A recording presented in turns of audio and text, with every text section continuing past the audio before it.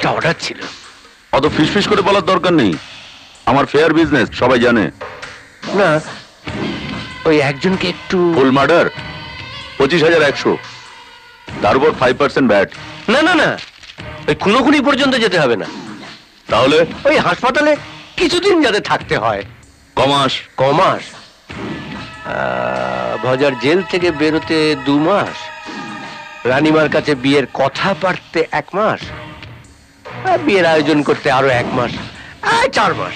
হবে না, আপনাকে হয় 3-এ যেতে হবে, না হলে 6-এ। 3 করবেন না, এবার ঘাড়ে হয়ে যাবে, তাহলে অনুমানের উপদ্রব শুরু হয়ে যাবে। আপনি এটাকে 6 মাস করে দিন। 7,900, তার উপর 5% ব্যাট। একটু কম হয় না? আসলে আমার বাজেটটা অতটা নেই। না দাদা, স্টিলের দাম বেড়ে গেছে না। একটা ছুরি এখন 250 টাকা, তারপর ওই ঘোড়া 5-6 যে যা পারছে দাম নিচ্ছে, তারপর দানা আছে।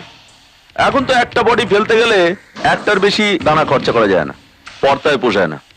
তারপর ধরুন এই অফিস মেনটেন, ছেলেদের মজুরি, থানা, পুলিশ, মন্ত্রী, এমএলএ, কাউন্সিলর, সবাইকে দিয়ে কিছু থাকে না। বাজার খুব খারাপ দাদা।